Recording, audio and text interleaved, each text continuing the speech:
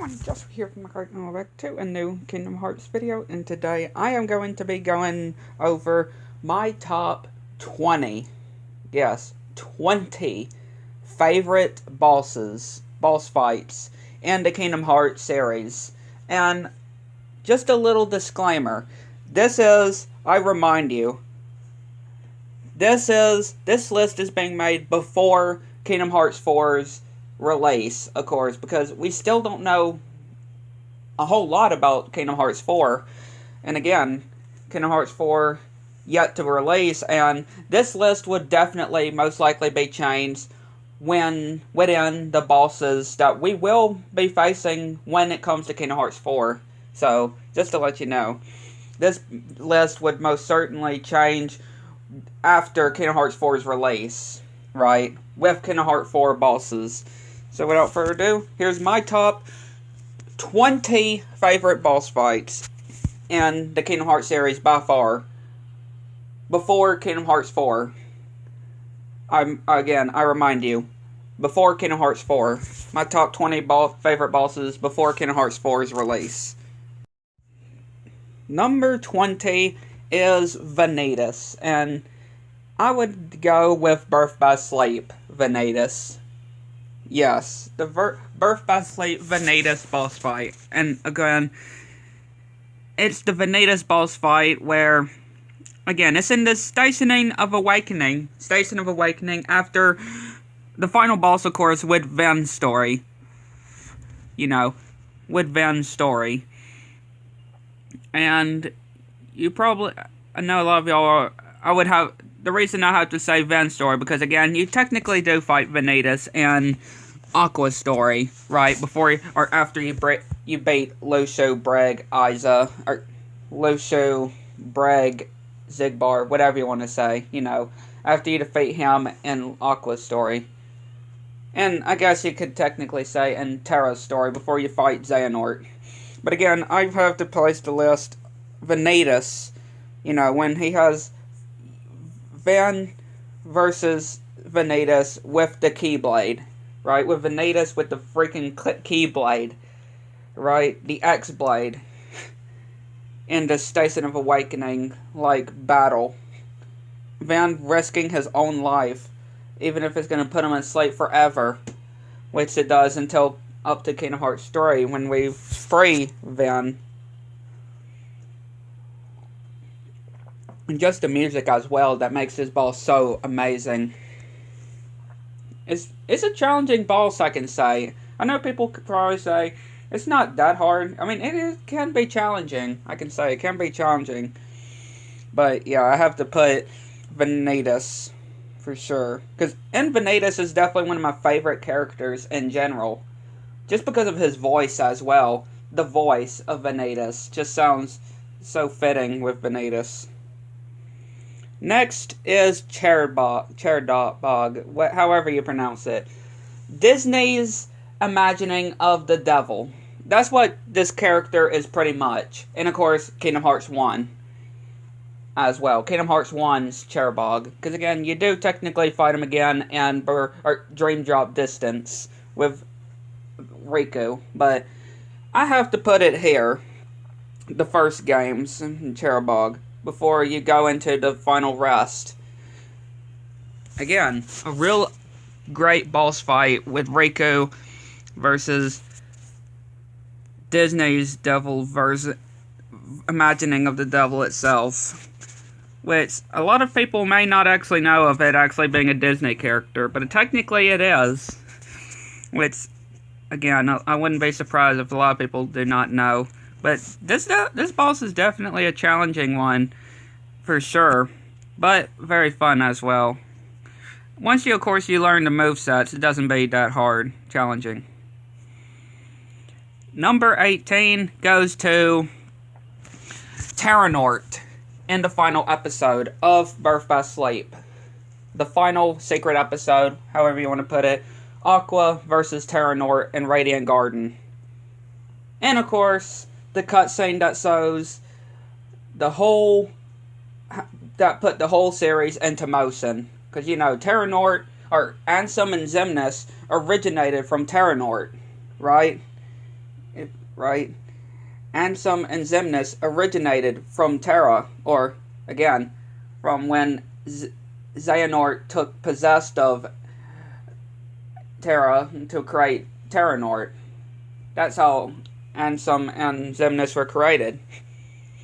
So again, this whole fight and the whole cutscene when Ansem the Wise and his apprentices find Terranort, it says that's what that whole cutscene is what set the whole series into motion, with Sora beginning his journey when, again, taking the place of the first game. Because, again, remember, Birth by Sleep is technically a prequel to the first game, because this is before the Heartless, before Ansem, before Xemnas, right? But I love this fight. I just love this fight. Having Aqua, again, one of my favorite female characters out there with Kairi in the series. Like, just having her versus her possessed friend, her friend that is possessed by Xehanort in Radiant Garden, right?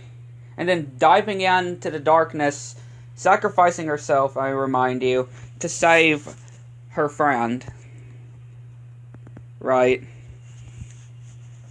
I mean, I'm guessing people could say, if Aqua were not to go and dive and save Terra from falling into the darkness, then people would probably say that the whole events of the first game and second game would have not have happened, or the whole rest of the series would have not have happened, because Terra, or Xehanort, Xehanort, but Xemnas and Ansem would have not been ever created and released, right? Because, again, Ansem and Xemnas are technically Terra's Heartless and Nobody, or Terranort's Heartless and Nobody, right? So, you could actually put that. If Aqua did not save Terra, then, yeah, the whole series would have not actually been a thing besides just besides Birth by Sleep, right? So, a big thing to think of. Number 17 is Julius, the secret boss in Kingdom Hearts DDD, or Dream Drop Distance, right? I put DDD because it's pretty much Dream Drop Distance. But the secret boss and Dream Drop Distance. I love this fight, right? I love this fight. It's definitely a challenge, but the reward is worth getting the Ultima weapon. Because, again, this, along with Birth by Sleep, and I guess you could say Chain of Memories as well, is 3 of the games where you actually don't synthesize materials to get the Ultima weapon, right? Because Birth by Sleep, you have to do certain objectives, and of course that arena map area, battle arena, right, to get the Ultima weapon. And here, on Dream Drop Distance, you have to defeat Julius. Of course, both Riku and Sora. Or for both Riku and Sora. Of course, Chain of Memories, you just have to use a special rewards, Room of Rewards card, and the Castle Oblivion room, right? Like the proper Castle Oblivion world. Before you fight Marluxia, you would get the Ultima weapon. Or it might be after. It might be somewhere between there. Not too sure exactly. But again, I love this boss.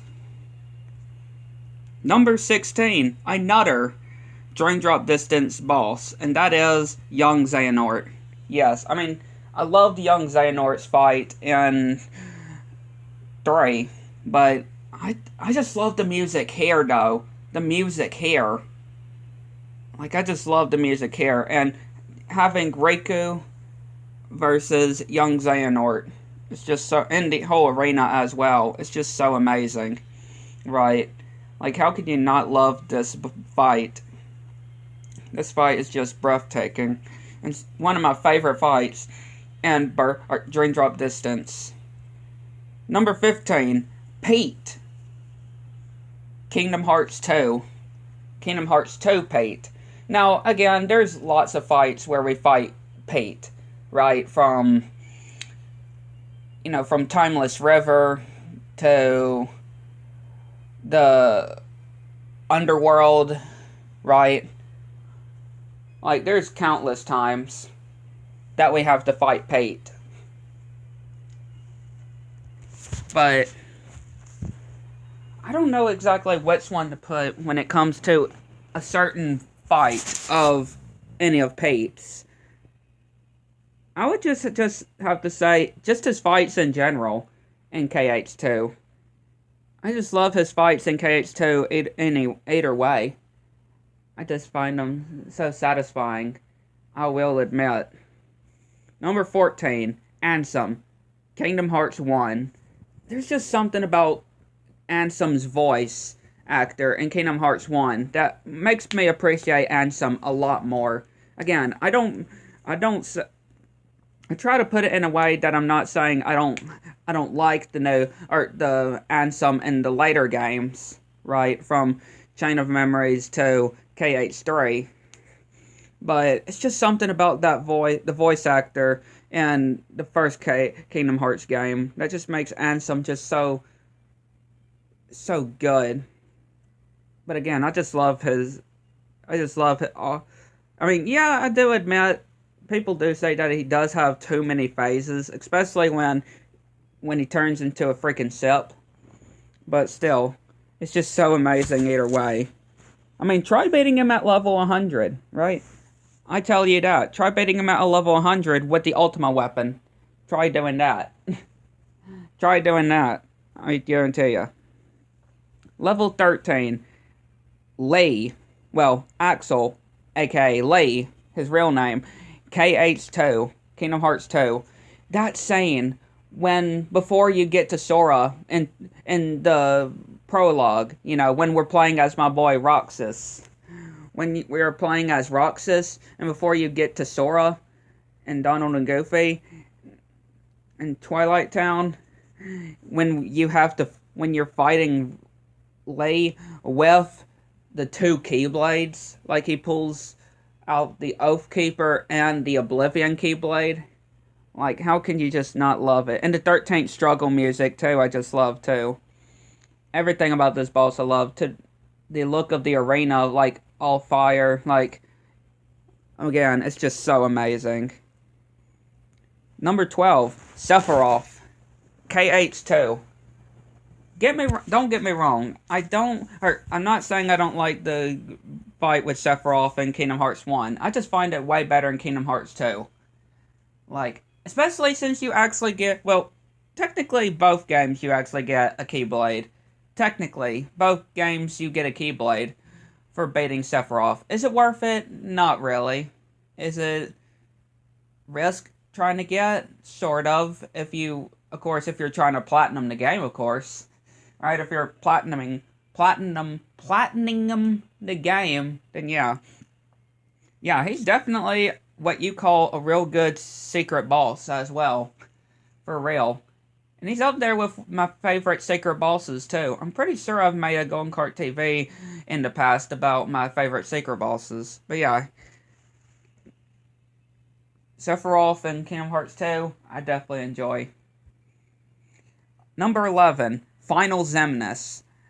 Kingdom Hearts 2. The final Xemnas fight, when it's you, Sora, Riku versus Xemnas. Right? When you're finishing off Xemnas. How can you not love his fight? And again, I remind you, I can be able to beat the whole Xemnas, like all his phases, right? Even before the final Xemnas fight, without dying, not once. Even in my first playthrough, I can recall not even dying once to Xemnas on my first playthrough of Kingdom Hearts 2. yeah. And even to this day, too. I mean, even though most of the time it's at level 99 and I have the ultimate weapon, but still.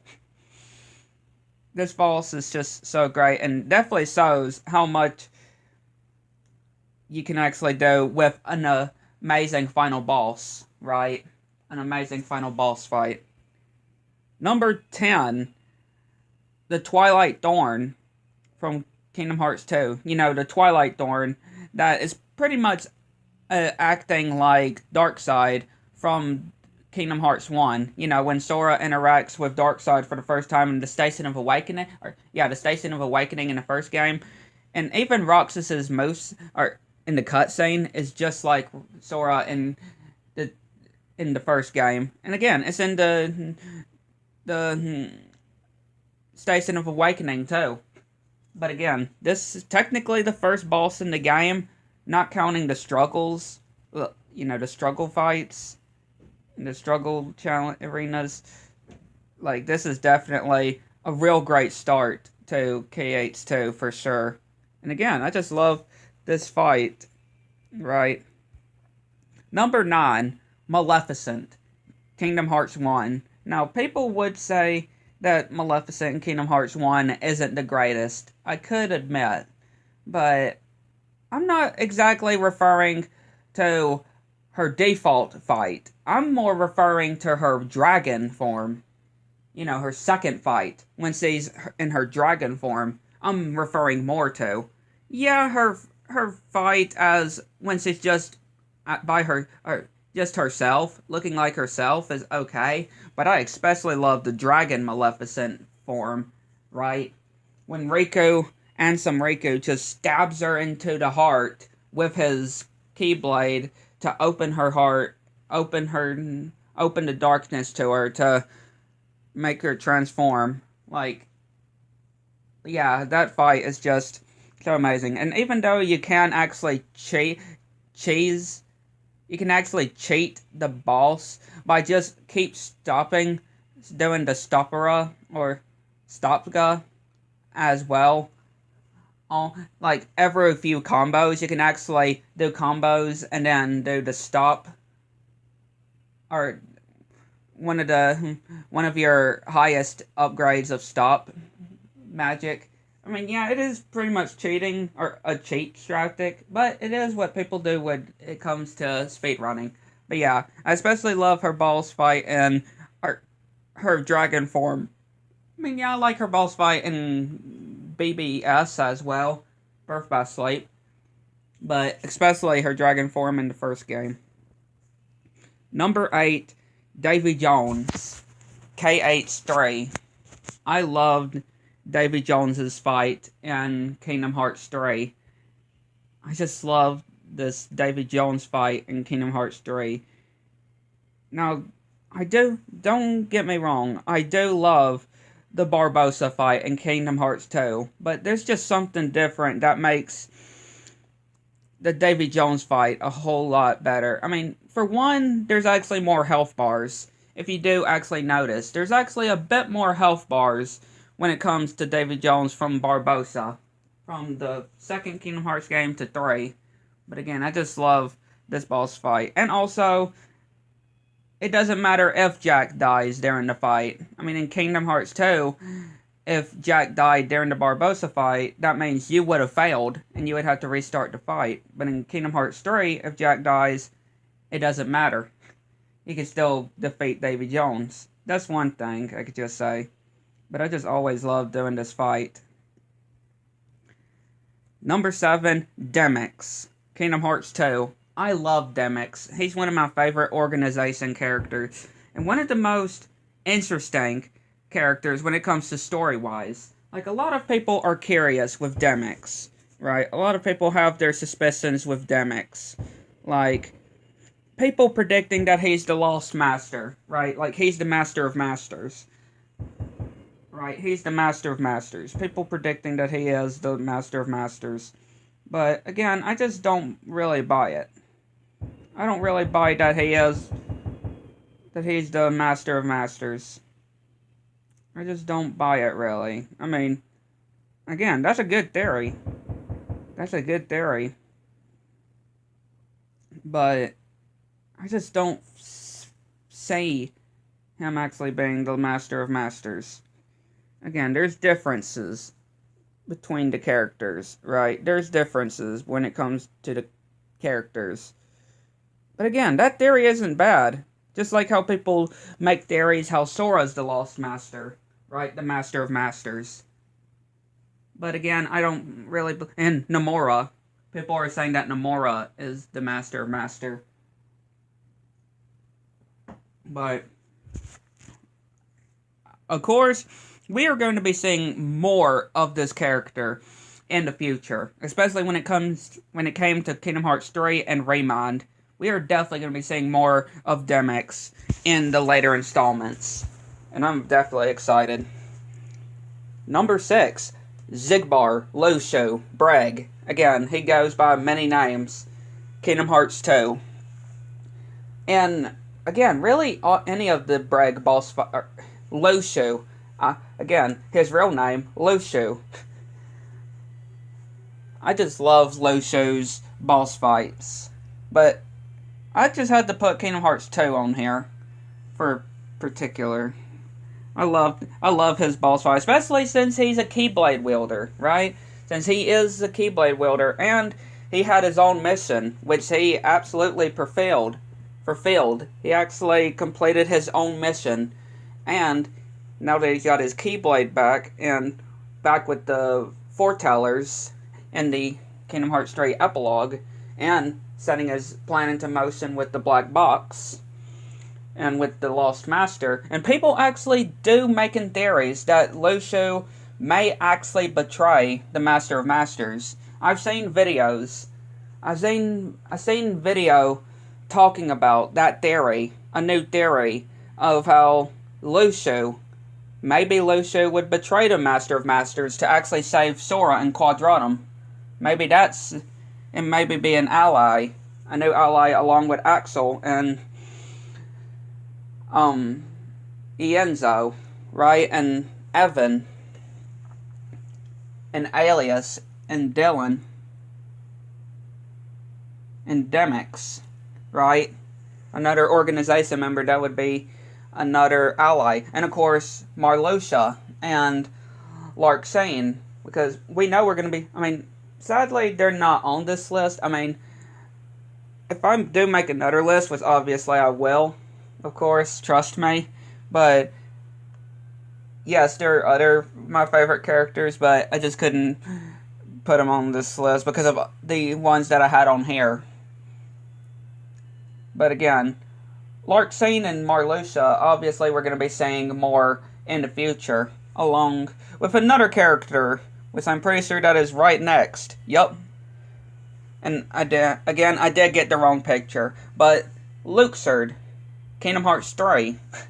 Yeah, I loved his fight in Kingdom Hearts 2, but especially in Kingdom Hearts 3.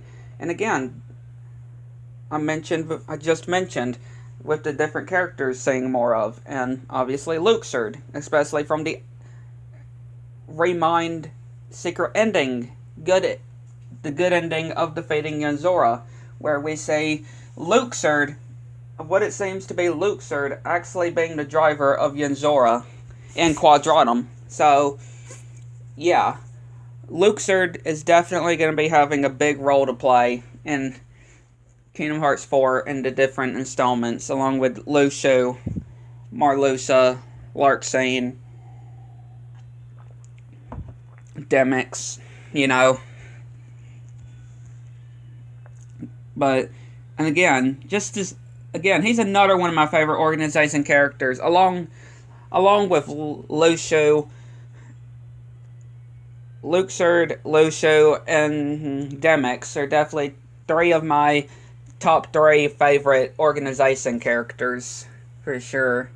Along with, obviously, Marluxia, Larxene, But I cannot wait to see what these 3 in particular are going to be having in store when it comes to the future installments, especially in Kingdom Hearts 4. Number 4, Lingering Will. Kingdom Hearts 2.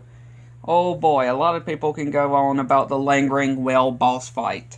People can go on about how painful, how impossible this boss fight is, right? People could say it's impossible to beat Lingering Will, or obviously Terra, right? Because we know Lingering Will is Terra,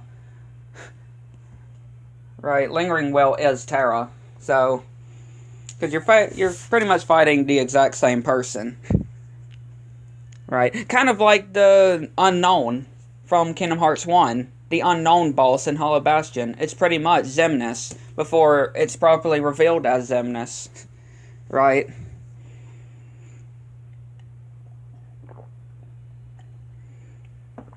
So, and again, remember, Terra was before the whole series actually began. You know, like I said, Birth by Sleep is technically before the first game, or technically before the series even began, right? It was before the series began, Birth by Sleep took place. So,